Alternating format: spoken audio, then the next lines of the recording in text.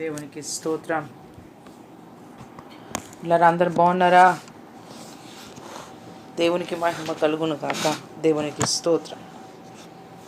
ఈ సమయంలో మనం అందరం కూడా వాక్య ధ్యానంలోకి వెళ్దాం. తిమోతికి రాసిన 2వ పత్రిక 3వ అధ్యాయము. తిమోతికి రాసిన 2వ పత్రిక 3వ అధ్యాయము 2, 3, 4, 5 వాక్యాలు చదివి ధ్యానం చేద్దాం. 2 నుండి 5. మనుషులు స్వార్థ ప్రియులు, ధనాపేక్షలు, బెంకములాడేవారు, అహంకారులు, దోషకులు, తల్లిదండ్రులకు అవిధేయులు, కృతజ్ఞత లేనివారు, అపవిత్రులు, అనురాగరహితులు, అతిద్వేషులు, అపవాదికులు, అజితేంద్రియులు, కూరులు, సజ్జన ద్వేషులు, ద్రోహులు, మూర్ఖులు, గర్వాంధులు, దేవుని కంటే సుఖానుభవం ఎక్కువగా ప్రేమించువారు, పైకి భక్తి గల వారి వలె ఎండియు దాని శక్తిని ఆశ్రయించిన వారే ఎండుదురు. ఇట్టి వారికి విముఖుడై ఉండుము. ఆమేన్. చాలమ్మా. దేవునికి మహిమ కలుగును గాక. దేవునికి స్తోత్రం. ఇవన్నీ కూడా ఒక పెద్ద లిస్టు. పైన ఒక మాట రాశారు, ఏంటో తెలుసా? అంత్య దినములలో అపాయకరమైన కాలములు వచ్చునని తెలుసుకొనుము అంటూ ఈ లిస్ట్ అంతా రాశారు. ఈ లిస్ట్లో మీకు కనబడుతున్నప్పుడు మీరు చాలా అపాయకరమైన దినాలలో ఉన్నారు, మీరు చాలా అంత్య దినాల్లో ఉన్నారు, ఇక చాలా కడవరి గడియలలో ఉన్నారు ఇక అని హెచ్చరిక కోసం కొంత లిస్ట్ అనేది అక్కడ రాయబడి ఉన్నది. అక్కడ అంటారు, మనుషులట ఎలాగంటే మనుషులు స్వార్థప్రియులు, నెక్స్ట్ ధనాపేక్ష కలిగిన వారు. ప్రజలంటే ఎలా ఉంటారంటండి? చాలా స్వార్థప్రియులుగా ఉంటారంట. నేను బాగుంటే చాలు, నా పని జరిగిపోతే చాలు, నేను సంతోషంగా ఉంటే చాలు, నేను నెమ్మదిగా ఉంటే చాలు, ఎవరు ఎట్టపోతే నాకెందుకు, ఎవరు ఎలా ఉంటే నాకెందుకు, ఎవరు ఎలా పోతే నాకెందుకు, నేను బాగుంటే చాలు, నా కార్యం జరిగిపోతే చాలు, నేను సంతోషంగా ఉంటే చాలు, అన్ని విషయాల్లో నాకు అన్ని బాగా సమకూర్చబడిపోతే చాలు అనే ఆలోచనలు కలిగిన వారు ఉంటారంట.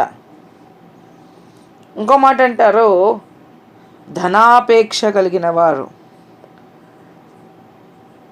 ఎలాగైనా సరే ధన సమృద్ధితో నేను ఆకాశానికి నిచ్చెనేసుకోవాలి, ఎంతున్నా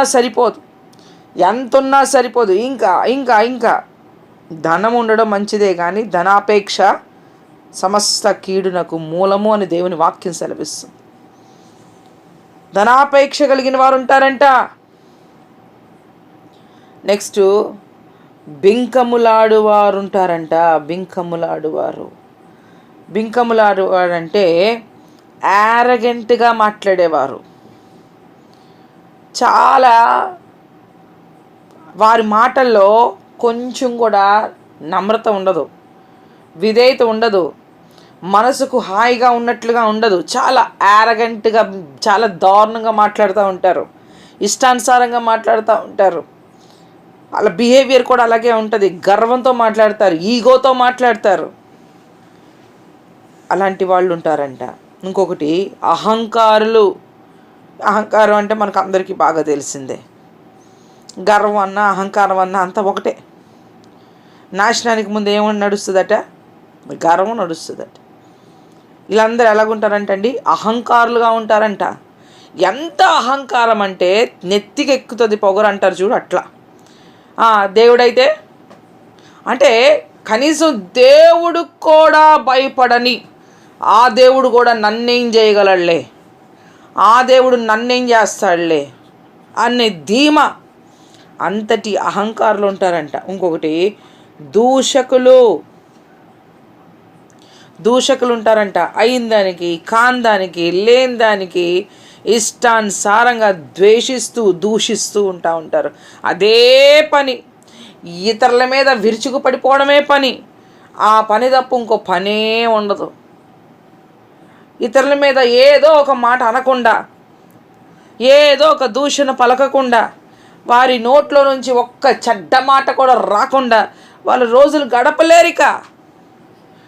అదే నోటితో దేవుణ్ణి స్తుతిస్తారు, అదే నోటితో దేవుణ్ణి ప్రార్థిస్తారు, అదే నోటితో దేవుని వాక్యాన్ని చదువుతారు, అదే నోటితో దేవుని వాక్యాన్ని కూడా వివరించగలుగుతారు, అదే నోటితో దేవుని సువార్త ప్రకటించగలుగుతారు, అదే నోటితో చాలా నీతి కబుర్లు మాట్లాడతారు, అదే నోటితో చాలా గొప్ప గొప్ప మాటలు మాట్లాడుతూ ఉంటారు, అదే నోటితో భయంకరమైనటువంటి ద్వేషపూరితమైనటువంటి మాటలు, దూషణపూరితమైనటువంటి మాటలు మాట్లాడుతూ ఉంటారు.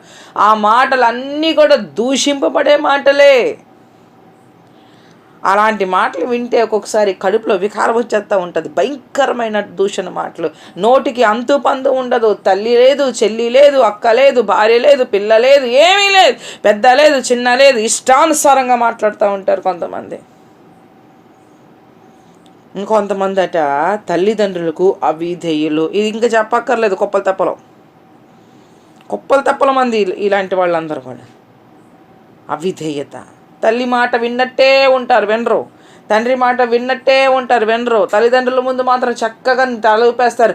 తల్లి తండ్రి ఎంత మురిసిపోతారంటే, నా కొడుకు అంతటి కొడుకు అసలు ప్రపంచంలో ఉండడు, నా కూతురు అంతటి కూతురు అసలు ఎవరికి ఉండదు అని ఫీల్ అయిపోతూ ఉంటారు అమాయకమైన తల్లిదండ్రులు పాపం. కానీ ఇంట్లోనేమో చక్కగా గంగిరె దూపినట్టు ఊపేస్తారు తల. నానా అలా చేయకురా, అమ్మ ఇలా చేయక, ఓకే అమ్మ, అలాగే అమ్మ, సరే అమ్మ. బయటికి వెళ్ళిపోతే అమ్మ లేదు, అయ్యా లేదు, ఎవడూ లేడు, నా ఇష్టం, నా జీవితం. ఇంకొంతమంది ఉంటారులే మరీ సంస్కారం లేని వాళ్ళు తల్లిదండ్రులు ముందే దూషించేస్తూ ఉంటారు. అస్సలు సంస్కారం ఉండదు తల్లిదండ్రులకి. వాళ్ళ ముందే పిచ్చి పిచ్చి వేషాలన్నీ వేసేస్తూ ఉంటారు. ఆ తల్లిదండ్రులకి చావాలో బ్రతకాలో కూడా అర్థం కాదు, అలాంటి పిచ్చి పిచ్చి వేషాలు వేస్తూ ఉంటారు చాలామంది. తల్లిదండ్రులకు అవిధేయులు ఉంటారంట. ఇంకొకరు కృతజ్ఞత లేనివారు. చాలా ఇంపార్టెంట్. అస్సలు గ్రేట్ఫుల్ నేచర్ అనేదే కనబడదు. ఒక మాట సహాయం చేస్తే అంతవరకే, అవసరం తీరినంత వరకే. అవసరం తీరిపోయిన తర్వాత నిన్నెవడు చేయమన్నాడు, నిన్నెవడు రాసుకోమన్నాడు, నిన్నెవడు పూసుకోమన్నాడు, నేనేమన్నా అడిగానా? అరే పోన్లే, కష్టంలో ఉన్నారులే, బాధలో ఉన్నారులే, ఇరుకులో ఉన్నారులే, ఇబ్బందిలో ఉన్నారులే, ఏదో మన వంతు సాయం మనం చేస్తే పాపం మా కుటుంబం బాగుపడుతుంది కదా, పోనీ ఆ మనిషి బాగుపడతాడు కదా, పోనీ కొంచెం పైకి వస్తాడు కదా, ఏదో ఒక విధంగా బాగుపడితే చాలేదు అని ఒక మంచి మనసుతో చూడలేక, వాళ్ళ కష్టాన్ని చూడలేక, బాధను చూడలేక, ఇబ్బందులు చూడలేక, అందరూ విడిచిపెట్టిన దాన్ని బట్టి చూడలేక, ఒక మాటో, ఒక చేయి సహాయమో, ఒక డబ్బు సహాయమో, ఏదో ఒక సహాయం చేస్తే నిన్న అంతా అయిపోయినప్పుడు, నీ అంతటోడు లేడు అమ్మా, నీ చేతికి ఎముకలేదే తల్లే అంటారు, నీ నాలుకి నరమే లేదే తల్లే అంటారు, అమ్మో నీ అంత గొప్పవాడు లేడు, నీ అంత గొప్పదే లేదు అసలు, అమ్మో నువ్వు చాలా సూపరు, నువ్వే లేకపోతే నేనేమైపోతాను, నువ్వే లేకపోతే నేను ఎలా బ్రతికేవాడినో, ఎలా బ్రతికేదాన్నో, ఆ క్షణమే ఆ మాటలే. తర్వాత సంవత్సరం అంతా తీరిపోయిన తర్వాత ఏదైనా ఒక చిన్న ప్రాబ్లం వస్తే, అదేంటి అలా చేస్తావు, లేదా అదేంటి సహోదరులు అలా చేస్తారు, బ్రదర్ అలా చేస్తారేంటి, అమ్మ ఇలా చేస్తున్నారేంటి అని అడిగితే, నీకెందుకో, నీకేం పని, నా విషయాల్లో మాట్లాడడానికి నీకెవరు రైట్స్ ఇచ్చారు, నీకేమంత అవసరం? అలా కాదు, అలా కాదండి. అప్పుడు సహాయం చేసావనా, ఇప్పుడు తెగ మాట్లాడుతున్నావు, ఎవడు చేయమన్నాడు నీకు? కృతజ్ఞత లేనివారు. నాలికి నరం ఉండదు కదండి, ఎట్లా పడితే అట్లా వాగుతుంది,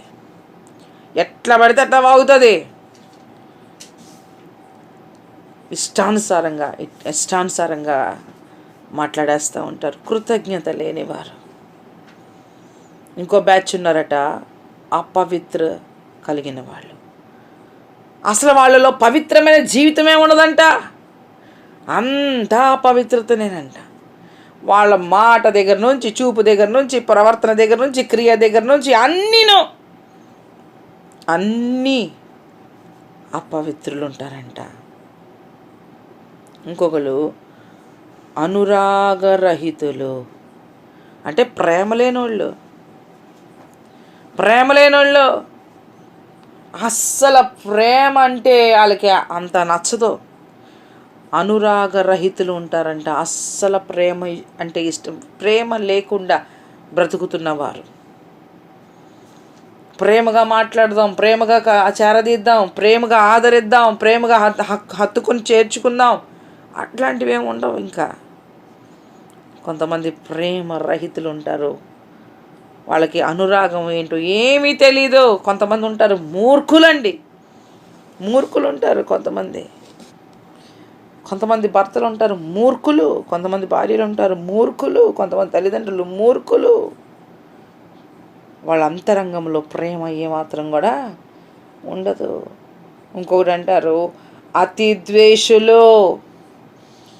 అతిద్వేషులు అంటే అస్సలు అన్ఫర్గివింగ్ నేచర్.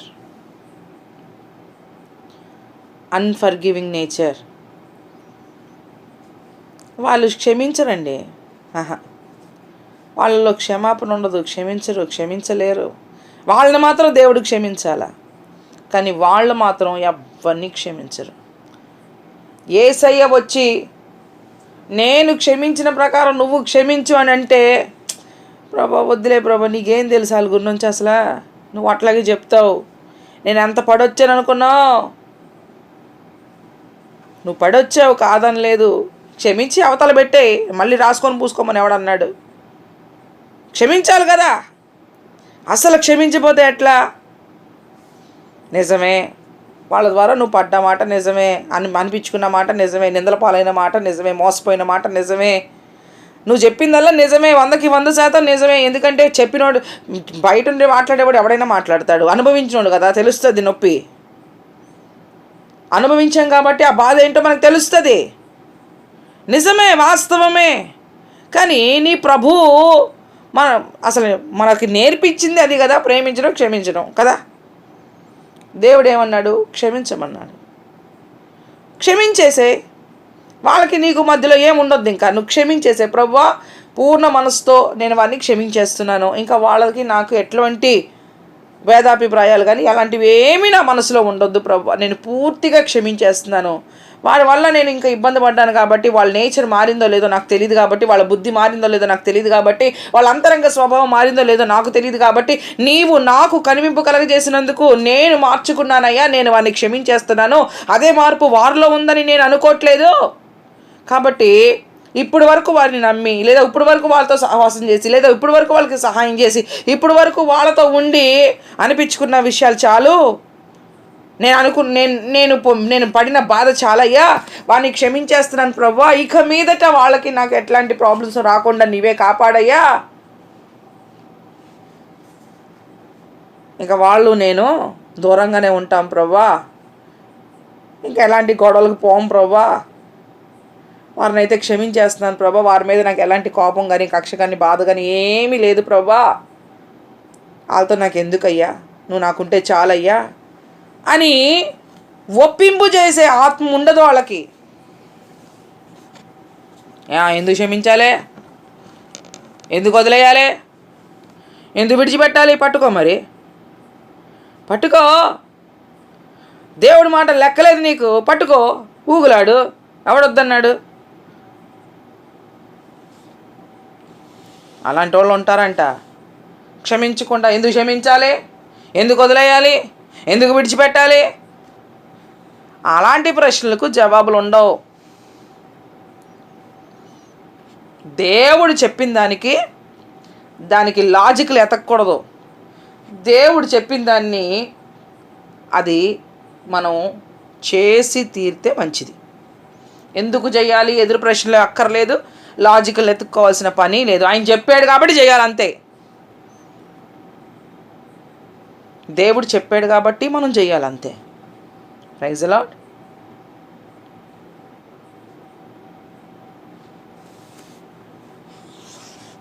ఇంకొకరు ఉంటారంట, ఇంకొక బ్యాచ్ ఉంటారంట. వాళ్ళెవరు?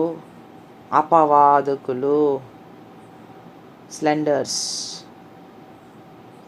అపవాదకులు అంటే ఎవరో తెలుసా? వాళ్ళు అపనిందలు వేస్తూ వాదిస్తూ ఉంటారు. లేని పోయిన నిందలన్నీ వేస్తారు. తెలిసింది గోరంతా, చాటేది కొండంతా. ఎప్పుడు అపనిందలు పాలు చేయడమే. ఏ మనిషి దొరుకుతాడా, ఏ కుటుంబం దొరుకుతుందా, ఎవరిని ఆరేద్దామా, ఎవరిని బయటికి ఈడుద్దామా, ఇదే డ్యూటీ. ఇక వాళ్ళకి వేరే డ్యూటీయే ఉండదు.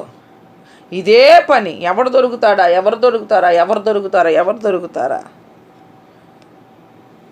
అపవాదకులు అపనిందలు వేసేస్తూ ఉంటారు. లేనిది ఉన్నట్టుగా పుట్టించేస్తారు, ఉన్నది లేనట్టుగా చేసేస్తారు.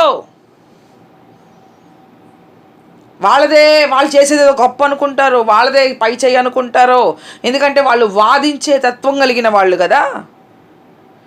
కొంతమంది వాదిస్తూ ఉంటారా, అస్సలు వారి నోట్లో నోరు పెట్టలేము. అసలు మూసినది కంటే కొంపు కొట్టేస్తూ ఉంటుంది. ఇంకా మూసినది దగ్గర కన్నా వెళ్ళేసి కొంచెంసేపు అలాగా ఊపిరన్నా పీల్చుకోవచ్చు, కానీ వాళ్ళ నోట్లో మాత్రం అస్సలు చచ్చిపోతాం.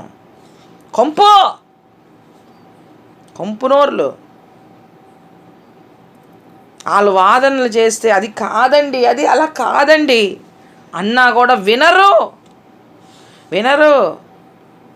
అలాంటి వాళ్ళు ఉంటారంట. అరే అలా జరగలేదండి, అది నిజం కాదండి, మీరు అనుకుంటుందంటే తప్పండి, అది అపోహండి, అలా కాదు ఇలా కాదని చెప్పినా కూడా అచ్చే మా డ్యూటీ అది.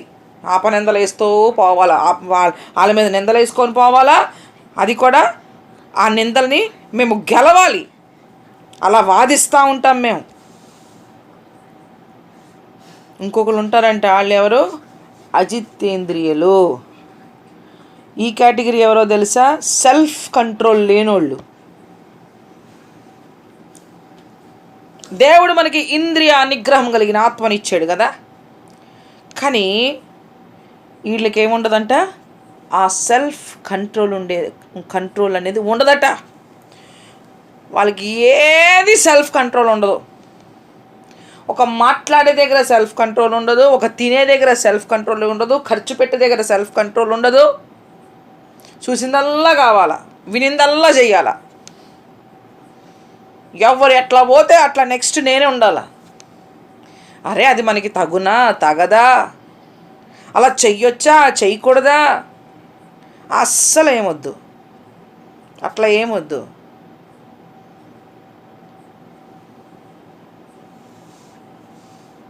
సెల్ఫ్ కంట్రోల్ ఉండదు కొంతమందికి అస్సలు.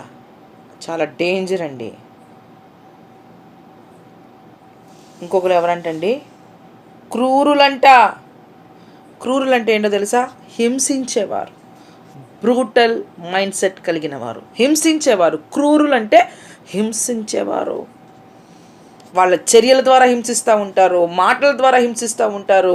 ప్రతి విషయంలో ఎదటి వాళ్ళ గుండెను ఇంకా బాగా, అసలు ఆల్రెడీ గాయం అయిపోయిందిరా గుండె అంటే, ఆ గాయాన్ని ఇంకా పెద్ద గాయం చేసేంతవరకు మనసు తృప్తి ఉండదు వీళ్ళకి. అస్సలు ఉండదు. ఇంకా ఇంకా ఇంకా బాధ పెట్టేస్తూ ఉంటారు. అరే ఆల్రెడీ గాయంలో ఉన్నారులే, వద్దులే, మనకేమన్నా చేతనైతే వాళ్ళని ఆదరిద్దాం, ఓదార్దాం, లేకపోతే వాళ్ళ కోసం ప్రార్థన చేద్దాం, లేదా ఏదైనా సహాయం చేయగలిగితే చేద్దాం, కామ్గా ఉందాం. అట్లా ఏమి ఉండదు. ఆల్రెడీ ఆ మనిషి గాయం అయితే ఇంకా మనిషిని గాయపరుస్తూ ఉంటారు, ఇంకా మనిషిని హింసిస్తూ ఉంటారు, ఇంకా మనిషిని వేధిస్తూ ఉంటారు. ఎంత ఘోరమైన పరిస్థితులండి.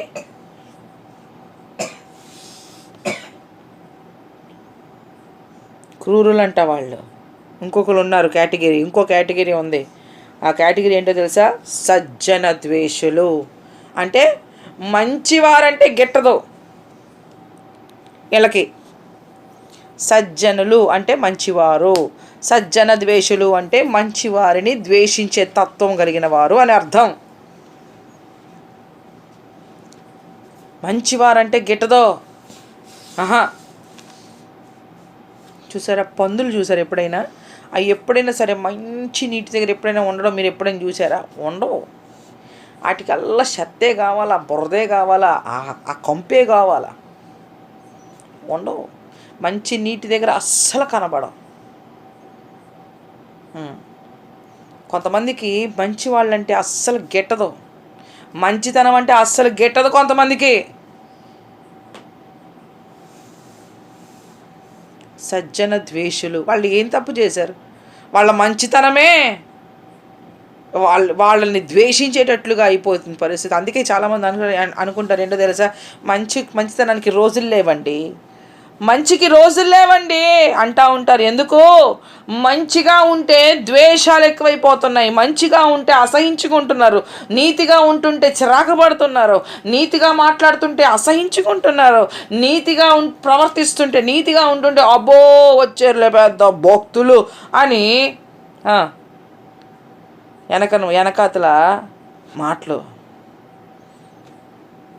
ఇవన్నీ వినడానికి బాగుంటాయి కానీ చేయడానికి ఏం బాగుంటాయి మనుషులు అన్నాక? అలాంటి ప్రవర్తన అలాంటి మాటలు మనకి వినబడతా ఉంటాయి.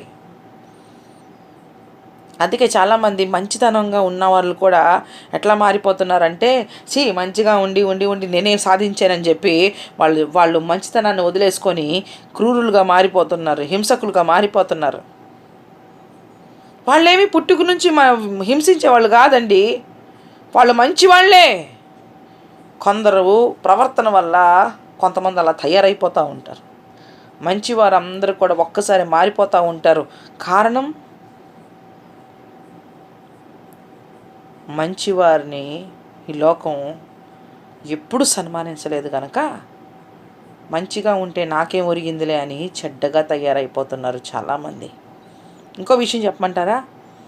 ఎవరైతే మంచిగా ఉంటారో వారి మాట కనీసం 10 మందిలో ఒక్కరు కూడా నమ్మరు. అదే చెడ్డగా ఉన్న వాళ్ళు చెప్పండి, ఒక్క మాట చెప్పండి, 10 మంది కాదు, 10కి 10 × 10 అంతమంది నమ్ముతారు. సజ్జన ద్వేషులు నీతిగా న్యాయంగా మాట్లాడితే నమ్మరు, ఎంత ప్రూవ్ చేసుకున్నా సరే నమ్మరు. అదే అబద్ధాలు చెప్పి కాలం గడిపే వాళ్ళని చూడండి, వాళ్ళేం పెద్ద చెప్పవసరలా, చిన్న సెంటిమెంటల్ డైలాగులు 4 వేస్తే చాలు తెగ ఎమోషన్ అయిపోతూ ఉంటారు. సజ్జన ద్వేషులు ఉన్నారంట, కొంతమంది ద్రోహులు ఉన్నారంట. మనకందరికి తెలుసు కదండి ద్రోహం అంటే ఏంటో. మూర్ఖులు ఉన్నారంట, గర్వాంధులు ఉన్నారంట, దేవుని కంటే సుఖానుభావమును ఎక్కువగా ప్రేమించేవారు ఉన్నారంట. దేవుని కొరకు కష్టపడడం పోయింది, సొంత లాభాల కొరకు కష్టపడి వాళ్ళు అనుకున్నంతగా మంచి లైఫ్ లీడ్ అయిపోతుంటే ఇక దేవుడి గురించి ప్రయాస, దేవుడి గురించి నలగడం, దేవుని సేవలో ఉండడం, లేకపోతే దేవుని పరిచర్యలో ఉండడం, దేవుని కొరకు ఏదో ఒకటి చేసి కష్టపడడం, అట్లాంటివి ఏమి ఉండవు. ముందు అప్పటి వరకు చేసాం కదా, అప్పుడు ఎంత కష్టపడ్డాం తెలుసండి, అప్పుడు ఎంత బాధపడ్డాం తెలుసండి, అప్పుడు చేసావు, దేవుడు నిన్ను చూశాడు, కనికరించాడు, నిన్ను దీవించాడు. మరి ఇప్పుడేదది? ఇప్పుడు అలాగే కష్టపడడానికి ఇష్టపడుతున్నారా? ఒకప్పుడు చేసినట్లుగా పరిచర్య ఇప్పుడు కూడా చేయడానికి ఇష్టపడుతున్నారా? పరిచారకులు అలా చేయడానికి ఇష్టపడుతున్నారా? సువార్థికులు అలా చేయడానికి ఇష్టపడుతున్నారా? కనీసం విశ్వాసాలు అలా చేయడానికి ఇష్టపడుతున్నారా? ఒకప్పుడు అన్నీ చేసేవాళ్ళు ఇప్పుడు లెవెల్ ఇచ్చుకొని కూర్చుంటున్నారు. మేమే చెయ్యాలా? మేము అక్కర్లేదులే.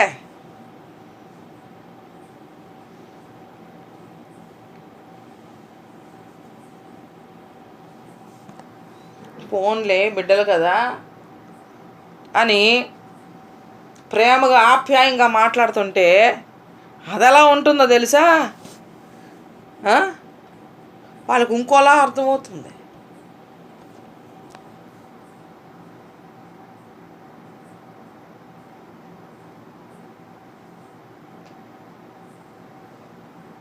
దేవుని సన్నిధి కంటే కూడా, దేవుని ప్రార్థనల కంటే కూడా, ఉపవాస ప్రార్థనల కంటే కూడా, దేవుల్లో నలగడం కంటే కూడా, దేవుల్లో ఉండడం కంటే కూడా, దేవుల్లో సహవాసం చేయడం కంటే కూడా పెత్తనాలు ఎక్కువైపోయాయి లోకం మీద. శుభ్రంగా ఇక 3 పూటలో లేదా 4 పూటలు బాగా పొట్టని బాగా నింపామా, శుభ్రం గొరకెట్టి పడుకున్నామా లేదా? ఇంతే. కష్టపడదాం, నలగొట్టుకుందాం, దేవుని కోసం బ్రతుకుదాం. అయ్యో లోకం నశించిపోతుంది, పాపం బయటెగిపోతుంది, సంఘాల మీద దాడులు జరుగుతున్నాయి, విశ్వాసుల మీద దాడులు జరుగుతున్నాయి. ఏ రోజు ఎట్లా ఉంటుందో తెలీదు. భయంకరమైన పరిస్థితుల్లోనికి వెళ్ళిపోతున్నాం. ఒక్కొక్క సంవత్సరంలో ఏవో తెగుళ్ళు వచ్చి పడిపోతున్నాయి. ఈ సంవత్సరంలో ఎలాంటి తెగులు రాకూడదు, భారం కలిగి ప్రార్థన చేద్దాం అన్న మనసు కలిగిన వాళ్ళు ఎంతమంది అండి? వేళ్ళ మీద లెక్క పెట్టవచ్చు. మిగతా వాళ్ళందరూ ఎట్టపోతే ఎట్టొచ్చిన మనకెందుకులే.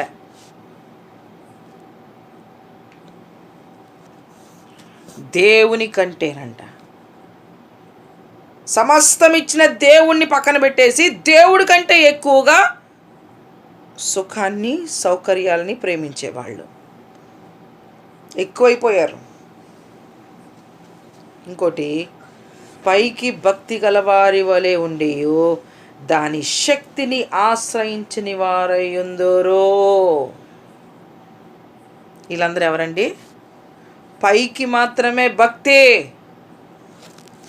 పైకి మాత్రం fasting prayers. Brother, how many days brother? 21 days. Oh my God, 21 days-ఆ? ఇంట్లో 3 పూట్ల కుమ్మిసి, సంఘానికి 21 రోజులు ఉపవాస కూటి కనిపెట్టేసి, సంఘ బిడ్డలేమో అమాయకంగా పాపం వాళ్ళ ఉపవాసాలు ఉంటుంటే శుభ్రంగా కుమ్మేస్తున్నారు కొంతమంది. దైవజనుడు మా కడుపు మార్చుకొని ఉపవాస కూడికల్లో కూర్చుంటే శుభ్రంగా 3 పూట్ల కుమ్మిసొస్తారు కొంతమంది. పైకే భక్తి వేషం, లోపలంతా కుళ్ళు కుతంత్రమే. లోపలంతా కూడా దేవునికి ఇష్టం లేని బ్రతుకులే, దేవుని శక్తి లేని పరిస్థితే.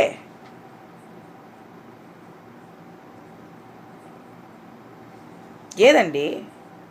పైకి మాత్రమే భక్తి. మేము అంత ప్రార్థనా పరులం, మేము ఇంత ప్రార్థనా పరులం, మేము మోకరించామంటే ఇన్ని గంటలైనా ప్రార్థన చేస్తాం, మేము ఏడ్చినట్టు ఎవరు ఏడరు, మేము ప్రార్థన చేసినట్టు ఎవరు ప్రార్థన చేయరు, మేము మేము మేము మేము మేము మేము ఏంటి మేము అసలు?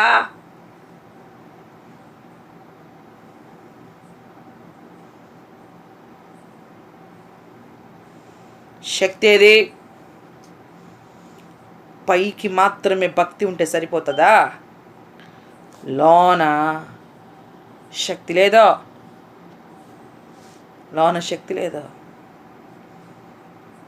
శక్తితో కూడిన భక్తి చాలా ప్రాముఖ్యమైంది. దేవుని శక్తి లేకుండా అసలు ఏ కార్యం జరిగింది కానీ చెప్పండి మీరు? ఆయన రాజ్యమే శక్తితో కూడింది కదా. యేసుక్రీస్తు ప్రభు వారే వెళ్ళిన ప్రతి చోటకి కూడా ఆత్మ బలముతో కదిలిన వ్యక్తి కదా.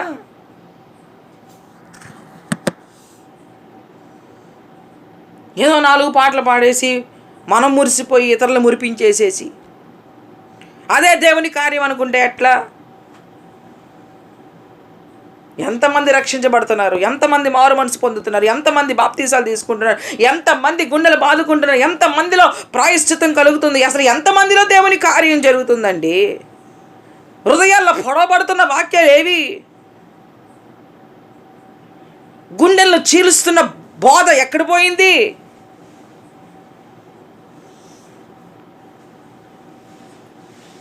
పైకి మాత్రమే భక్తి వేషం వేసుకుంటే సరిపోతుందా?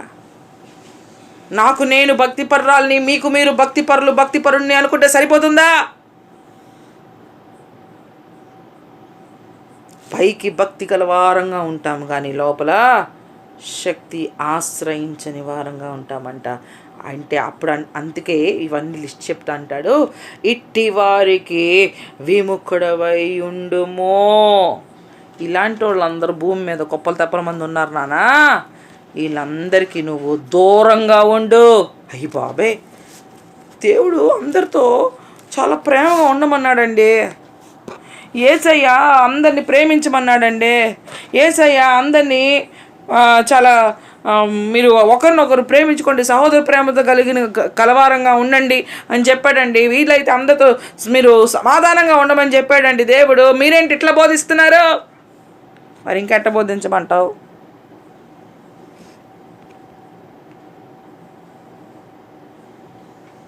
నిన్ను వలె నీ పొరుగు వారిని ప్రేమించవనంటే ఎంతవరకు అంతవరకే. ఈ ఆశాలన్నీ ఎత్తున్నవాడిని ఎవడు ప్రేమిస్తాడు? వాళ్ళతో ఉంటే చెడిపోమా. వివేచన ఉండాలి, వివేచన ఉండాలి.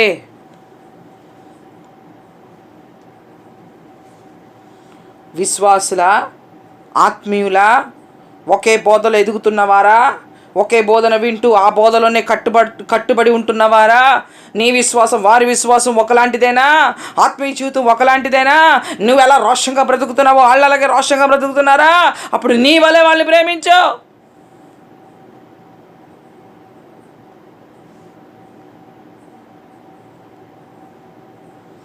అంతేగాని లోకంలో అసలు దేవుడే తెలియని భక్తులు, వాళ్ళకి ఎంతవరకు అంటే అంతవరకే. హాయ్ అంటే హాయ్, బాయ్ అంటే బాయ్. వాళ్ళు ఏమైనా కష్టంలో ఉన్నారంటే నీకు ఏమైనా కలిగితే వాళ్ళకి సహాయం చేయలేదా, కామ్గుండు లేదా ప్రార్థన చేయి, అంతవరకే. అంతకు మించి వద్దు. ఎందుకంటే అంత్య దినములలో అపాయకరమైన కాలంలో మనమున్నాం. దేవుని రాకడ ఎప్పుడు సంభవిస్తుందో మనకి తెలియదు కనుక మనము చాలా భక్తిని కాపాడుకునే వారంగా ఉండాలి. మనం మలినాన్ని అంటించుకునే వారంగా ఉండకూడదు. అందుకే అంటారు, అలాంటి వారికి మీరు విముఖుడివై ఉండండి, దూరంగా ఉండండి, జాగ్రత్తగా ఉండండి. లోకమంతా ఇప్పుడు చెప్పిన పై విషయాలన్నీ, చెప్పిన మాటలన్నీ కూడా లోకంలో మనకు కనబడట్లేదంటారా? అలాంటి వారు లేరంటారా? మీ చుట్టూ అలాంటి వారు మీకు అసలు తారసపడలేదా? అందుకే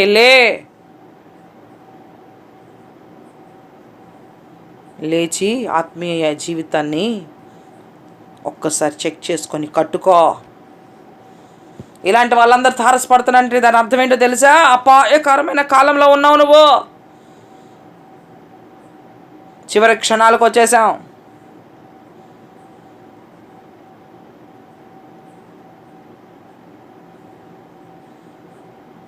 ఇంకా భక్తిని విడిచి, ఇంకా దేవుని మరచి ఇష్టానుసారంగా బ్రతకడానికి కాదు.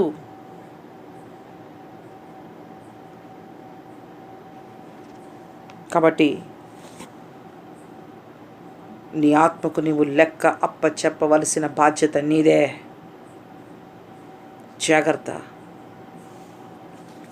జాగ్రత్తగా ఉండు.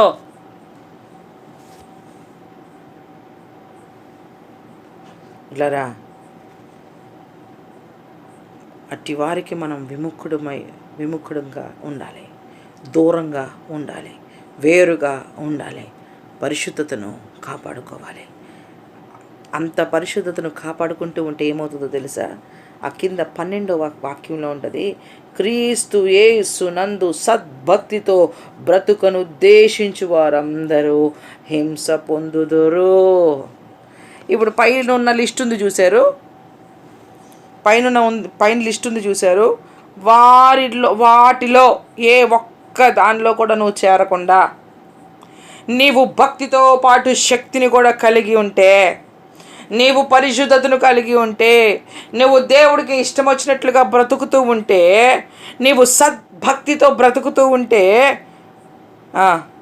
నీకేమవుతుందంట? నువ్వు హింస పొందుతావంట. ఎందుకు? పైన క్యాండిడేట్స్ అందరూ కూడా ఇక నీ మీద విజృంభిస్తూ ఉంటారు, బాధిస్తూ ఉంటారు, దుఃఖపడుతూ ఉంటారు, గాయపరుస్తూ ఉంటారు. అప్పుడేం చేస్తావు? ఏం భక్తి, ఏం లోకం, ఇంతకేనా ప్రభువా? అసలు నిజంగా నువ్వు దేవుడివేనా? అసలు నిజంగా నేను నీ బిడ్డనేనా? నిజంగా నేను నీ బిడ్డనైతే ఆయన బిడ్డవు కాబట్టే నేను ద్వేషిస్తున్నారు. యేసయ్యనే లోకం ద్వేషించింది. నువ్వు ఒక లెక్క, నేను ఒక లెక్క. యేసయ్య కావాలనుకుంటే ఈ మనుషుల మాటలకి, ఆటుపోట్లకి, కష్టాలకి, బాధలకి, ఇరుకులకి, హింసలకి అస్సలు తలదించకుండా రోషం కలిగి, నా దేవునికే ఈ లోకం చోటివ్వలేదు, నేనేం పెద్ద మ్యాటర్ కాదు, నా దేవుడి కంటే గొప్ప ఏం కాదు, ప్రభా నీ కోసమే బ్రతుకుతానని ముందుకెళ్ళిపో. లేదు కాదు, కాంప్రమైజ్ అయిపోతానండి, ఇంకా పైన ఉన్న లిస్టులతో నేను కూడా ఒక మాట కలిసిపోతానండి, మరి వాళ్ళతో కూడా బాగా కలిసిపోతానండి, మళ్ళీ తర్వాత దేవుళ్ళు కూడా ఉంటానండి, మరి అది వదలని ఇది వదలనండి. నువ్వు వదలవు, దేవుడు వదిలేస్తాడు నిన్ను, జాగ్రత్త. నువ్వు ఆ బ్యాచ్ని వదలవు, అలాగని దేవుడిని వదులుకోలేవు. అప్పుడు దేవుడు ఏం చేస్తాడు? అటన్నా ఉండి ఇటన్నా ఉండి అంటాడు. నువ్వు వినట్లేదు కదా, అందుకే సర్లే, నువ్వు అటు వదలట్లేదు ఇటు వదలట్లేదు కదా, నేను నిన్ను వదిలేస్తానని ఆయన వదిలేస్తాడు. బిళ్ళారా, మనం ఆఖరి దినాల్లో, అంచు దినాల్లో, అపాయకరమైన దినాల్లో ఉన్నాం.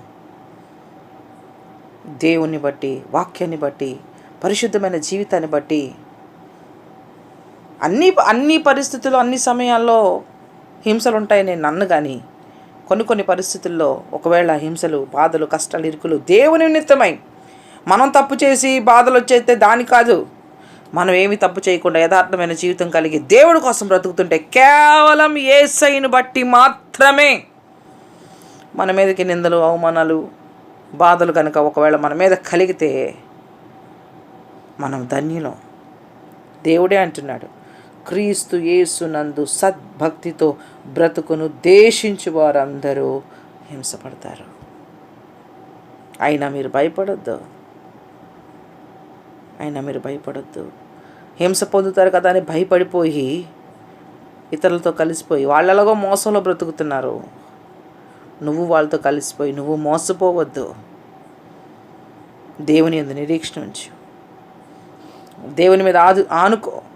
ఎలాంటి పరిస్థితి ఎదురైనా దేవుని మీద ఆనుకో, దేవుడి మీద ఆధారపడు. కానీ నీ భక్తిని విడిచిపెట్టొద్దు, దేవుని విడిచిపెట్టొద్దు, ఆ నిత్య రాజ్యాన్ని కోల్పోవద్దు. పరిశుద్ధాత్మదేవుడు మనందరితో మాట్లాడుతూ ఉండగా మనమందరము గ్రహించే వారముగా ఉండి ఆయన వాక్యానికి కట్టుబడి మనల్ని మనము కాపాడుకుంటూ శక్తితో కూడిన భక్తి చేస్తూ సద్భక్తితో క్రీస్తుని వెతికే వారముగా ఉందుముగాక. అట్టి కృప దేవుడు మనకు అనుగ్రహించి నడిపించునుగాక. ఆమేన్. ప్రార్థన చేసుకుందాం.